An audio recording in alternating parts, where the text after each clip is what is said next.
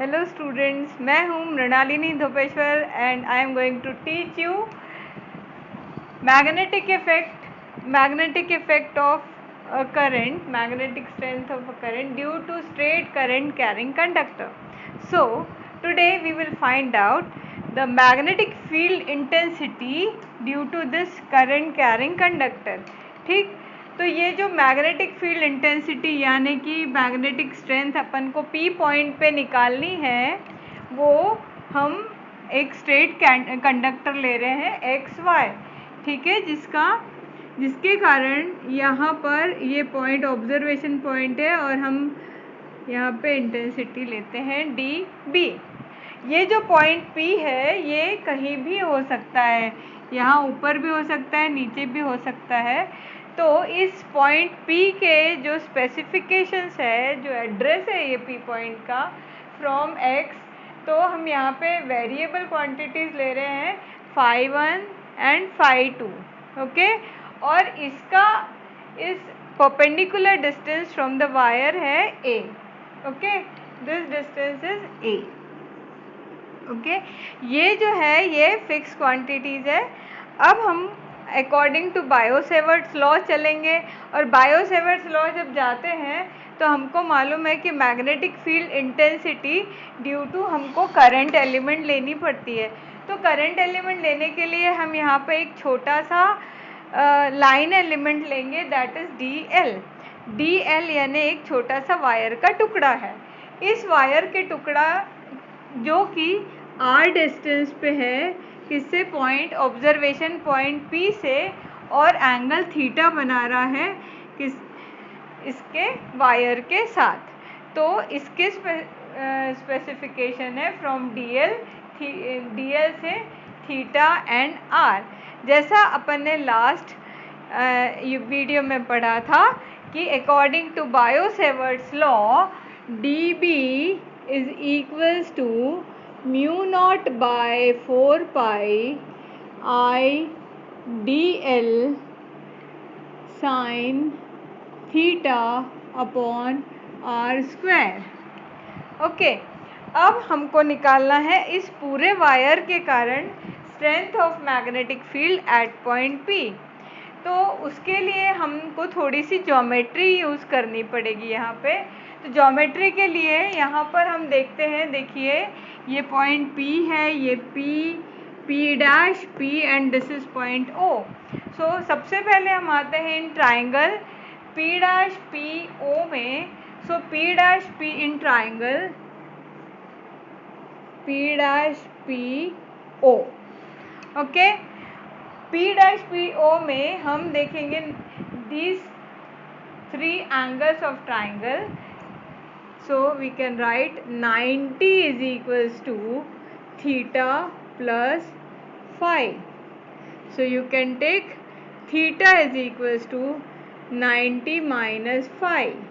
This is equation number 1, okay, equation number 1. What we will do, we just substitute the things here which are not fixed, and so we will substitute the value of theta, dl and r square in this equation. यहाँ पे रख देंगे ना, तो we will find out the value due to the whole wire, निकालेंगे उसको integrate करके। उसके बाद हम क्या करते हैं, इसी में जाते हैं ट्राइंगल में। तो यहाँ पर see what is A by L, we can write A by L, sorry L by A, that is length upon base. Length upon base क्या होता है, यहाँ पे यदि अपन ये फाई एंगल ले लेंगे तो ये हो जाएगा किसके बराबर, 10 फाई के बराबर, okay.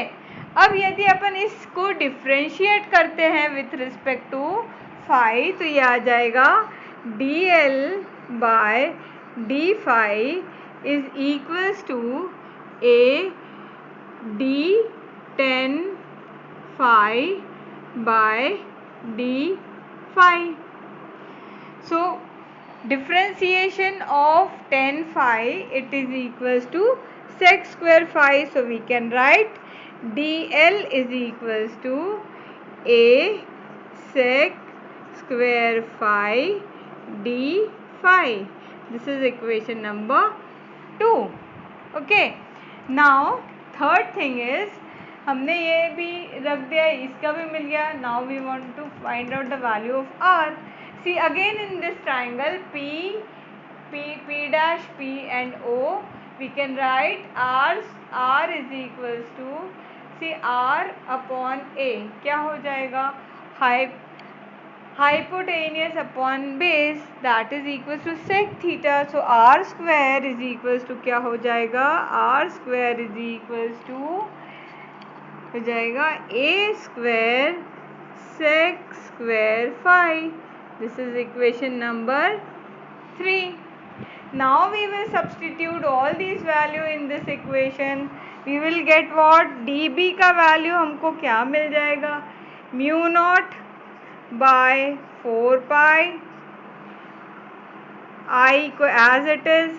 In place of dl हम लिखेंगे a sec square phi, और sin थीटा की जगह हम लिखेंगे sin 90 minus phi upon, in place of r square we will write down from 3 a square sec square phi.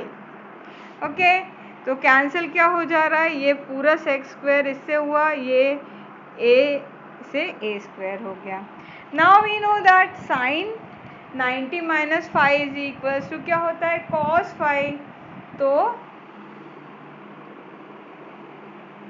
जो dB हमारे पास आ जाएगा ना, वो किसके बराबर आ जाएगा, dB is equals to mu naught by 4 pi I cos phi. यहाँ आपको d phi भी लिखना पड़ेगा, तो d phi अपॉन a. ठीक है. Now what we have to do, this is the intensity due to the small element. इतने से एलिमेंट के कारण है. हमको कहाँ से कहाँ तक निकालना है, देखो x से लेकर y तक निकालना है. x पॉइंट से लेकर y पॉइंट तक हमको इंटेंसिटी फाइंड आउट करनी है. अब इंटेंसिटी फाइंड आउट करने के लिए देखो ये कैसे वेरी कर रहा है. यदि ये यहाँ से यहाँ तक इस तरह वेरी कर रहा है ना, तो हम क्या करेंगे, इसको इंटीग्रेट कर देंगे. इंटीग्रेट करेंगे कहाँ से यहाँ तक. सो हमारी लिमिट्स क्या हो जाएंगी, b is equals to integration from phi 1 to, अब ये यदि अपन प्लस ले लेते हैं, ये phi 1 को यदि प्लस ले लेते हैं, तो इसको अभी हम नेगेटिव भी ले सकते हैं, तो -5 ले सकते हैं. तो ये -phi 2, क्योंकि एक ऊपर है तो एक नीचे की तरफ है. mu naught by 4 pi I cos phi अब d phi by a. ये इंटीग्रेशन किसके बराबर हो जाएगा, तो b इज इक्वल्स टू आ जाएगा mu naught upon 4 pi I by a. Integration हो जाएगा cos phi का sin phi, एंड लिमिट्स आ जाएंगी कितना, phi 1 टू -phi 2. ओके, अब upper limit minus lower limit, तो आप इसमें लिमिट सब्सटीट्यूट करेंगे, तो this will be equals to sine phi 1 plus phi 2. We can take this minus also, कोई भी चीज़ ले सकते हो प्लस माइनस. तो यहाँ पे ये आ जाएगा mu naught by 4 pi I by a sine phi 1 plus phi sine phi 2. Okay, तो ये तो हो गई जब ये लिमिटेड है, वैल्यू लिमिटेड है. अब इसके क्या होंगे, अलग अलग केसेस होंगे. ठीक है। सपोज ये जो पी पॉइंट, ये जो वायर है ये इनफाइनाइटली लॉन्ग है, इनफाइनाइटली लॉन्ग है, तो हम इसके केसेस क्या हो जाएंगे, I am going to rub that.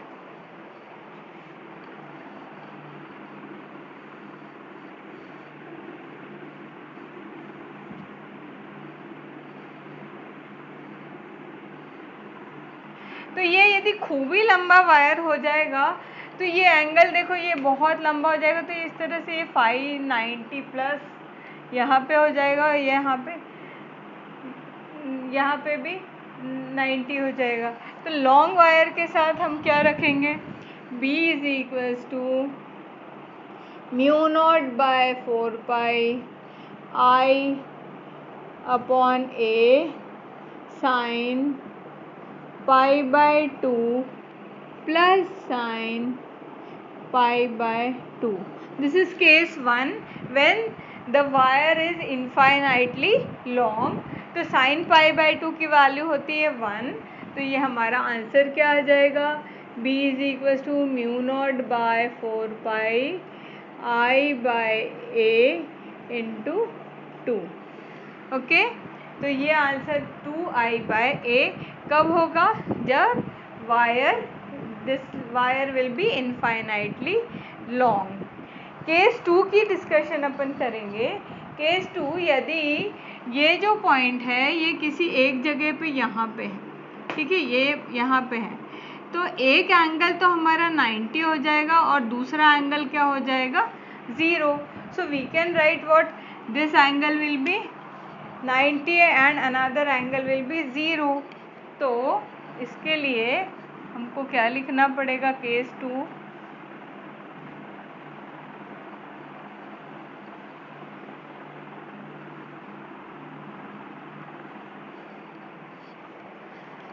Second, ये case 1 and case 2, I am not writing here case 2, that is when the observation point lies at one end of the wire, one end में है तो क्या हो जाएगा, ये value B is equals to mu naught by 4 pi I by A and एक हो जाएगा साइन पाई बाय 2, ठीक है, और दूसरा आ जाएगा 0। तो sine 0 is 0, so it is equal to mu by 4 pi I by A। So ये स्पेसिफिकेशन ध्यान में रखना पड़ेगा कि ये जो ऑब्जर्वेशन पॉइंट है वो कहाँ पे रह रहा है। If the long wire is there then the value will be 2I by A, and if the observation point taken at one end of the wire, तो ये हो जाएगा mu by 4 pi I by A, that is 2I by A and this is I by A। And if we are taking, we don't have the value of angles, then you have to take this formula for to find out the strength of the magnetic field at observation point। So always we have to take again the Thumb's law also, वो जो मैं शुरू में बताना भूल गई थी कि हम यहाँ पे यदि ले रहे हैं और करंट ऊपर जा रहा है और हम पॉइंट वो साइड में ले रहे हैं, तो लाइंस कहाँ जाने वाली है, बोर्ड के अंदर। यदि हमारा ऑब्जर्वेशन पॉइंट यहाँ होता तो लाइंस कहाँ आती, बाहर आती, ठीक है, मैग्नेटिक फील्ड लाइंस बाहर आती। यदि करंट नीचे जाता होता तो लाइंस कहाँ आती, बाहर की तरफ आती। तो ये पहले मुझे थोड़ा बताना था, और मुझे लगता है कि तुम लोग को अच्छे से डेरिवेशन समझ में आया होगा। उसकी बार बार प्रैक्टिस करो, बिल्कुल भी डिफ़िकल्ट नहीं है, जितना वो दिखता है उतना है नहीं, सिर्फ और सिर्फ हमको सब्स्टिट्यूशंस सीखने हैं। तब तक के लिए लॉकडाउन में पढ़ते रहो और खुश रहो। Bye bye.